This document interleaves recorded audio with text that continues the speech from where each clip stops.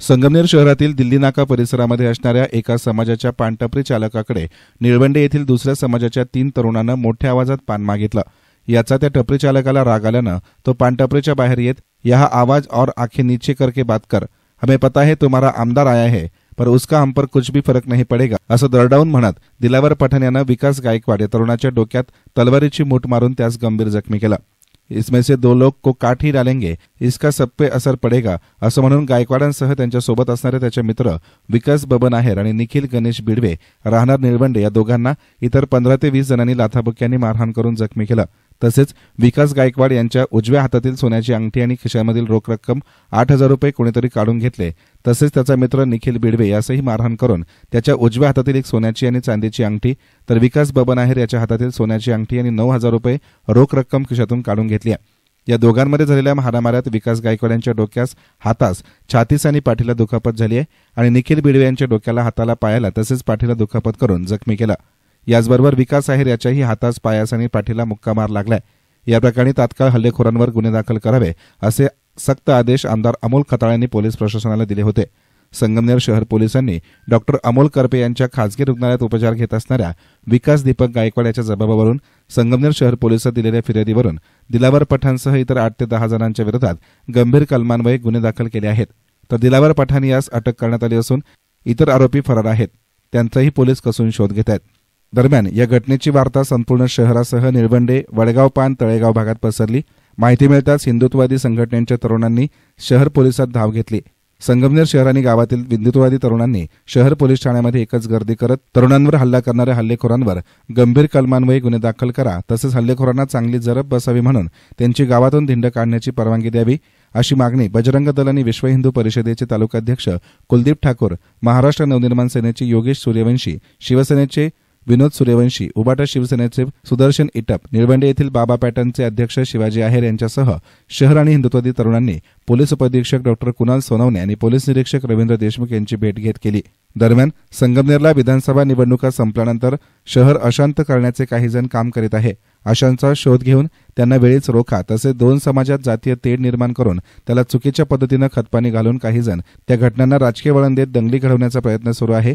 अशांना जर पोलीस प्रशासन पाठीशी घालत असेल तर संघर्ष करण्यासाठी पहिल्यांदा तुमचा आमदार उपस्थित राहील।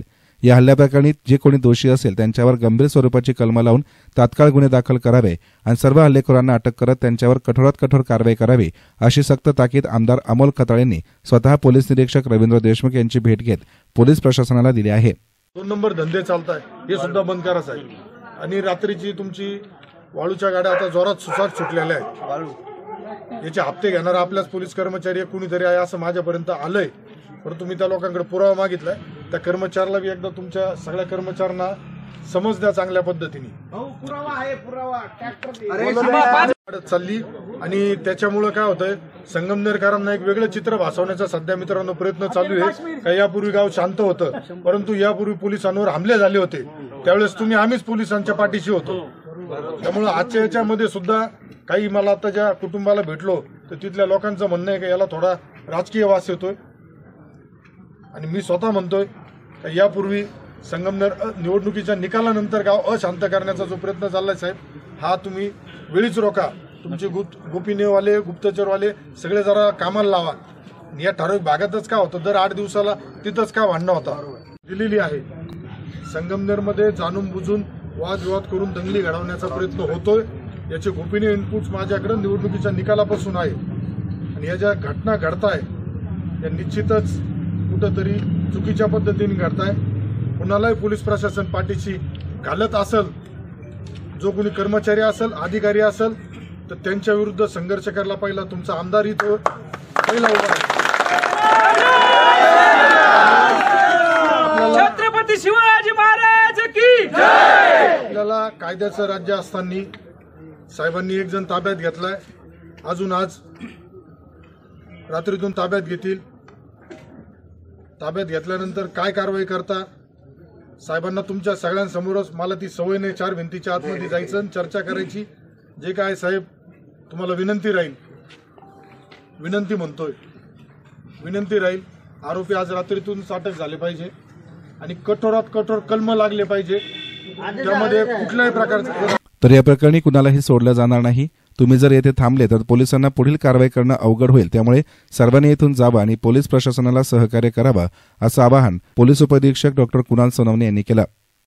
त्याच्यामध्ये आपण जे आपले ज्यांना मारहाण झालेली आहे त्यांच्याकडे फिर्याद दाखल करू, त्याप्रमाणे गुन्हे दाखल करून आता व्हिडिओ त्याच्यामध्ये आलेले आहेत, कोणी कारवाई केलेली आहे. 100% आपण त्यांच्यावर कारवाई करणार आहे आणि ज्याप्रमाणे ही कडक कारवाई पोलीस करतील याची सगळ्यांनी शाश्वती बाळगायची आहे. त्याचबरोबर हे पण लक्षात ठेवायचं आहे की कुठल्या प्रकारे कायदा हातात आपण घ्यायचा नाही आहे. आता आतमध्ये पण मी क्लिअर कट सांगितलेलं आहे आता की कारण कसं आहे, तुमचा जोपर्यंत तुम्ही जमा आहात तोपर्यंत पोलिसांना इथेच थांबायला लागणार आहे. पुढची कारवाई पोलिसांना करणं शक्य नाही आहे. त्यामुळे पोलिसांना सहकार्य करा. पोलीस आपली कारवाई आपली चालू केलेली आहे, आपण पथकं पण पाठवलेली आहेत, आयडेंटिफाय करून जे कोण असेल त्याच्यावर आपण कारवाई आपण करू. एस्तान मीडियासाठी प्रतिनिधी गोरक्ष नेहे, संगमनेर.